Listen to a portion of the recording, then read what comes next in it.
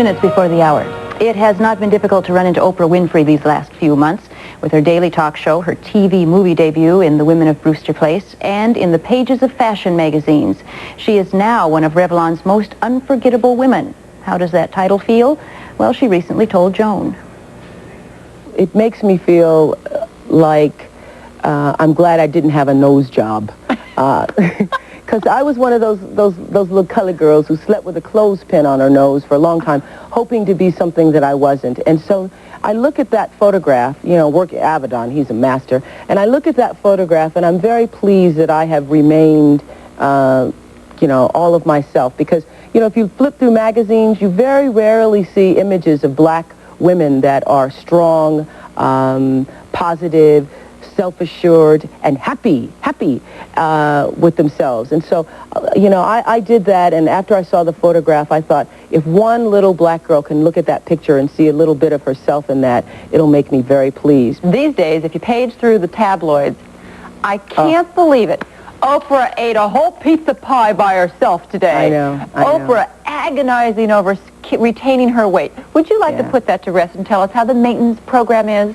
Well, see, that whole story about Oprah agonizing over food, there's not one single thing in there that's true. Not one single thing. I read that, and there's somebody supposedly told somebody else that I had dreams of food, and there's a thing about a hot dog running down the street. I've never dreamed about it or thought about it or said it or any of that stuff.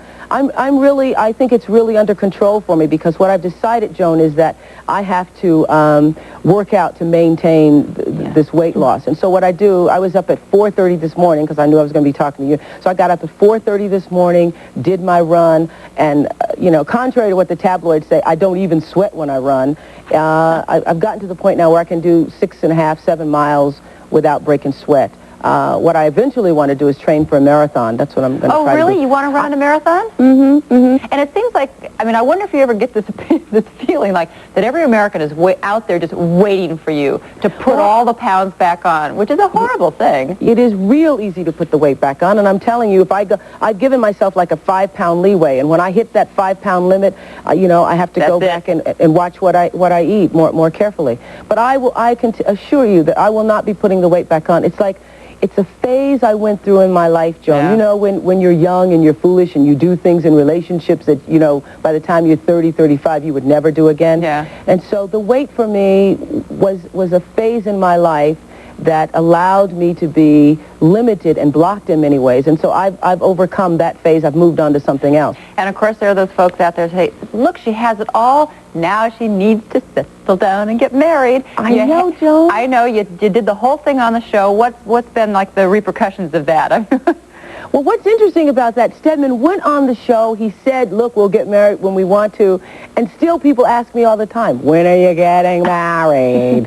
What we're going to do is try to go away and spend some time together, just the two of us, and not have the whole, you know, entourage and makeup and hair and publicists and all those people, because we spend so little actual quality time together that, I mean, there couldn't be a wedding, because, I mean, we barely have enough time for ourselves. You know how that is. Yeah, and it's probably hard to ask a man in your life to be put into that kind of fishbowl. You almost feel a little bit guilty about it, don't you? I do feel guilty about it. And, you know, because I'm accustomed to it, and I know that if I go out in public and people come up to me and want to sign autographs in the middle of a mouthful of food, that, okay, fine, I'll put down what I'm doing. It is sort of unfair to other people that you're with, though, who didn't buy into all of this.